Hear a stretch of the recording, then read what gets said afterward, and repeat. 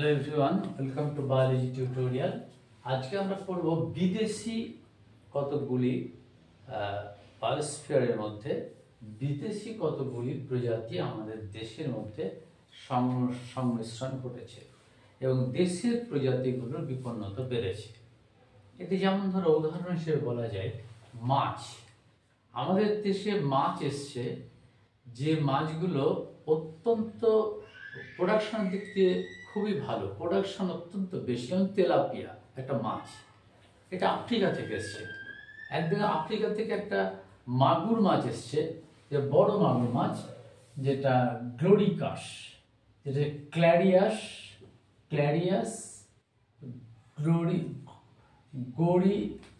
গরিকাস, এই মাছটা এসছে তোমার আফ্রিকা থেকে। এবং তেলাপিয়া মাছ এটাও কিন্তু আফ্রিকা থেকে এসছে। এই ধরনের ব্রিডগুলো আমাদের দেশে আসার ফলে আমাদের দেশীয় মাছ যেমন মোরালা মাছ, তারপরে বিভিন্ন ধরনের টিকটো টাইপের পুঁটি মাছ এবং তার সংরক্ষিত বা তার প্রোডাকশন থেকে এক ধরনের ডেরকে মাছ, এগুলো কিন্তু এই সমস্ত মাছগুলো বিপন্ন হয়ে পড়েছে। তাদের ডিম, তাদের প্রোডাকশান একদম কমে গেছে। সেই দিক দিয়ে এই মাছগুলো আমাদের পরিবেশে এসছে, পুকুরে এসছে, নদীতে এসছে, এদের বংশ বিস্তার অত্যন্ত বেশি, যার ফলে এদের প্রোডাকশনটা এত বেশি হয়েছে যে বাজারে মাছের যে একটা চাহিদা, সে মাছের চাহিদায় কিন্তু এর একটা জায়গা করে নিয়েছে। বিশেষ করে তেলাপিয়া এবং ক্ল্যারিয়াসেসপি গরিয়াস, এই মাছগুলো এক ধরনের ব্রিড। এই ব্রিডটা সংরক্ষিত হলো কী করে? যে ক্রায়ো সংরক্ষণের মাধ্যমে আফ্রিকা থেকে মাছগুলো মাইগ্রেট হয়েছে আমাদের দেশে। আবার দেখো গ্যালাপা দ্বীপপুঞ্জ, সেইখান থেকে এসছে কুকুর, শুয়োর, ছাগল, এই ধরনের প্রজাতির প্রাণীগুলো।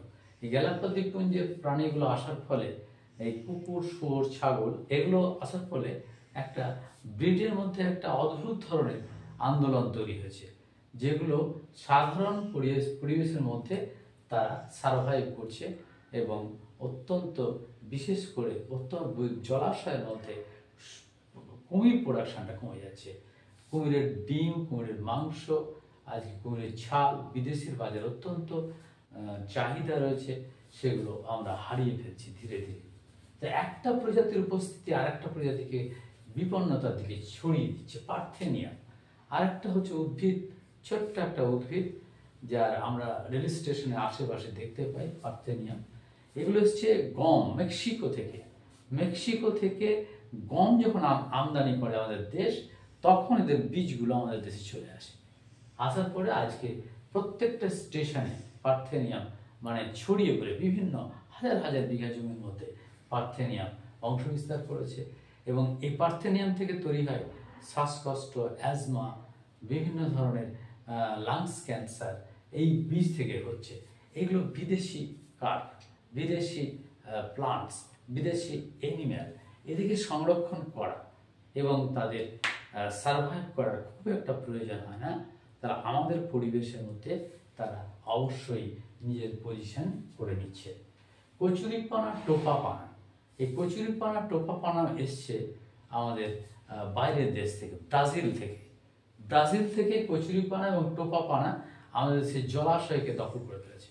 বিভিন্ন জলাশয় যেখান থেকে অল্প জল আছে সেখানে কিন্তু কচুরিপানা প্রচুর। এই কচুরিপানা জল দূষণের একটা অন্যতম উপাদান। কচুরিপানা এক ধরনের এমন প্রজাতি, যে প্রজাতিটাকে বলা হয় বেঙ্গল টাইগার।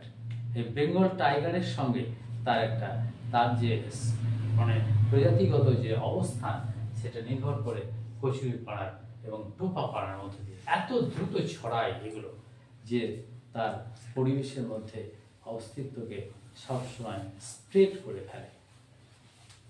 এই প্রজাতিগুলো বিপন্ন প্রায় প্রজাতি আমাদের ভারতবর্ষে।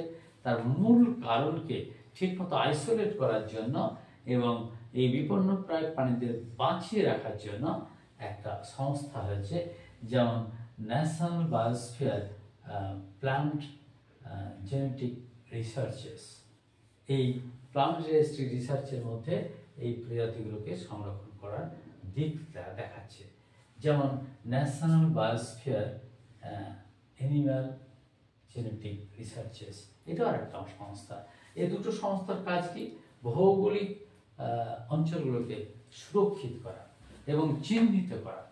যেমন 89টি ন্যাশনাল পার্ক চিহ্নিত করা হয়েছে, প্রায় 492টি স্যাংচুরি চিহ্নিত করা হয়েছে। 492টি স্যাংচুরি আর 89টি ন্যাশনাল পার্ক আর 10টি ভৌগোলিক অঞ্চল দেশের চিহ্নিত করা হয়েছে, যেগুলো দিয়ে বিদেশি প্রজাতিগুলো মাইগ্রেটিং এর ইফেক্টগুলো ভালো করে ফলো করা হচ্ছে এবং বিদেশি প্রজাতির সঙ্গে কম্পিটিশন, তার অস্তিত্বের কম্পিটিশনে আমাদের দেশীয় প্রজাতিগুলো আস্তে আস্তে হারিয়ে যেতে চলেছে এবং তাকে কী করে ফিরিয়ে আনা যায় তার জন্য একটা ব্যবস্থা জেনেটিক্যাল ব্যবস্থা, রিসার্চের জেনেটিক্যাল ব্যবস্থাটা তৈরি করার একটা বিজ্ঞানীরা চেষ্টা করছেন। আমাদের পাঠ্যসূচির মধ্যে ক্লাস 10-এর এই বিষয়টাই জাস্ট টাচ আছে এবং এটুকু আলোচনার বিষয়ে আমি ধন্যবাদ।